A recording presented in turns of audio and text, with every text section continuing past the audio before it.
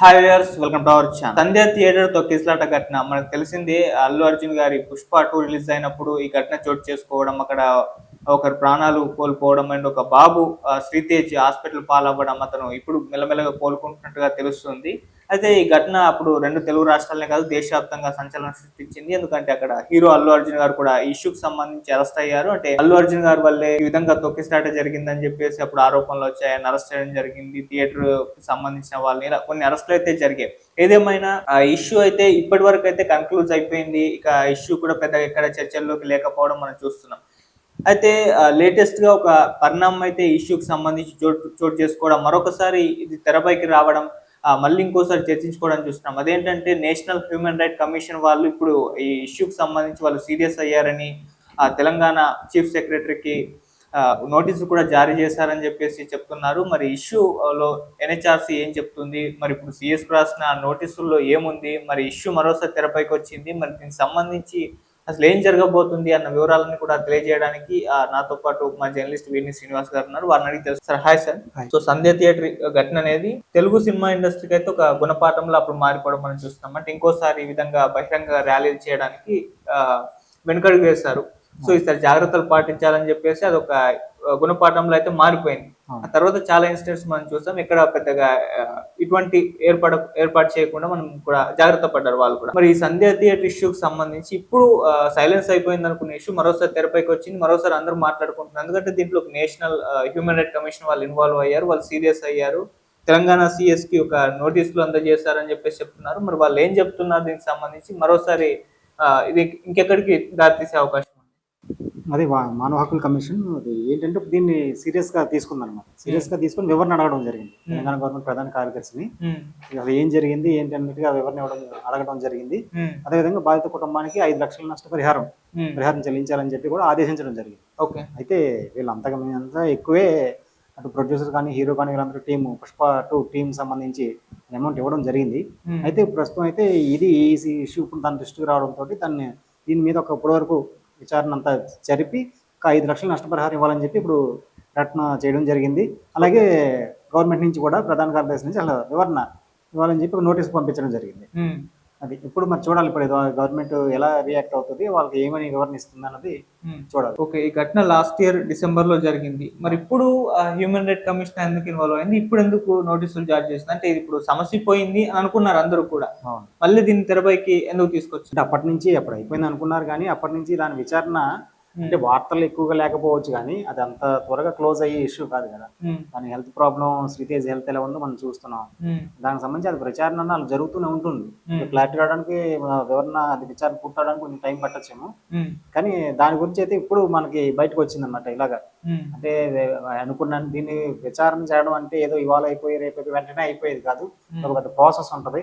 ఆ ప్రాసెస్ ప్రకారం అసలు ఏం జరిగింది ఏంటి, గవర్నమెంట్ ఎలా రియాక్ట్ అయింది, వాళ్ళు ఏమన్నారు, వార్తాపత్రికలు ఏమొచ్చింది, ఇలా రకరకాల కూలంకషంగా మొత్తం అంతా కూడా వివరించి చెప్పడం జరిగింది. ఇది వివరణ రిపోర్ట్ చూసిన తర్వాత దీనికి ఇలా నష్టపరిహారం 5 లక్షలు ఇవ్వాలని చెప్పడం జరిగింది. అలాగే వాళ్ళకి నోటీసులు కూడా పూర్తి స్థాయిలో ఇవ్వమని చెప్పి ఒక నోటీస్ కూడా జారీ చేయడం జరిగింది. ఓకే. ఇప్పుడు నష్టపరిహారం ఎవరు ఇవ్వాలి? అల్లు అర్జున్ గారా, లేకుంటే ప్రభుత్వమా, లేకుంటే అంటే ఎన్హెచ్ఆర్సీ ఎవరు ఇవ్వాలని డిమాండ్ చేస్తుంది? అంటే నా సమాచారం ప్రకారం అయితే ఈ టీం సంబంధించి పుష్ప 2 టీం సంబంధించి ఇవ్వాలని చెప్పడం జరిగింది. అయితే అంతకన్నా మనకు తెలుసు, హీరో కానీ ప్రొడ్యూసర్ కానీ డైరెక్టర్ కానీ ఒక్కొక్కరు ప్రత్యేకించి ఇవ్వడం జరిగింది. అలా కొంతమంది అయితే పర్సనల్ గా కొంతమంది ఇవ్వడం జరిగింది, నష్టపరిహారం అని చెప్పి ఇవ్వడం జరిగింది. అయితే అక్కడ ఎంత ఇచ్చినా కానీ ఆరోగ్య పరిస్థితి అక్కడ ఆ రోజుల్లో ఇప్పటికీ అది పూర్తిగా ఆరోగ్యం శ్రీతేజ్ దాని నుంచి బయటపడ్డని చెప్పడానికి లేని పరిస్థితి. ఓకే. ఇప్పటికీ అంటే అలా బెడ్ మీద ఉన్నాడు, ఆరోగ్య పరిస్థితి బాగానే ఉన్నాడు, స్టేబుల్ గా నిలకడగా ఉంది తప్పితే ఇంకా మనుషులు ఇంకా గుర్తుపట్టలేని పరిస్థితిలో ఉంది. సో ఇంకా ట్రీట్మెంట్ అయితే జరుగుతుంది, ఇంకా ట్రీట్మెంట్ చేసుకోవాల్సిన అవసరం కూడా ఎంత ఉంది. అందువలన ఇప్పుడు ఈ మానవ హక్కుల కమిషన్ ఇలాగా స్పందించిందని అనుకోవచ్చు.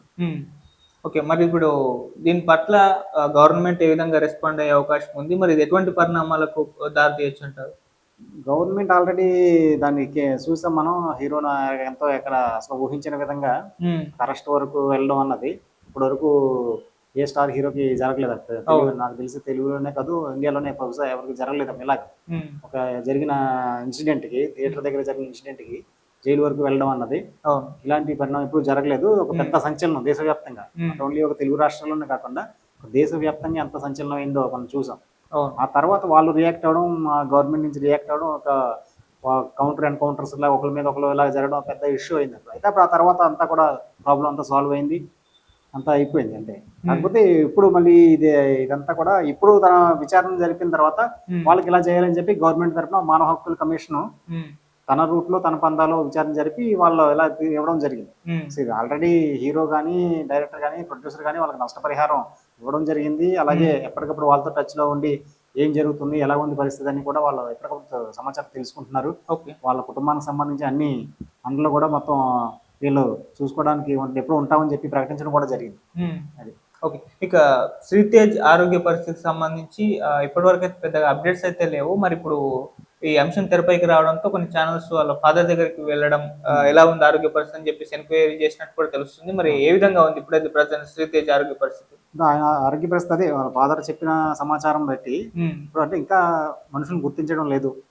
బానే ఉన్నాడు అంటే అలాగా ఇంకా బెడ్ మీద ఉన్నాడు. కాకపోతే ఇప్పుడు రికవర్ అవుతున్న ఆస్తు వాళ్ళు ఉన్నారు ఇంకా. ఇంకా మనుషుల్ని ఇంకా అయితే గుర్తించడం లేదు. కానీ మనిషి మాత్రం ఆరోగ్యం హెల్త్ గా డాక్టర్స్ అందరూ చెప్తుందంటే ఇంకా కొంచెం ట్రీట్మెంట్ అలా తీసుకోవాలి.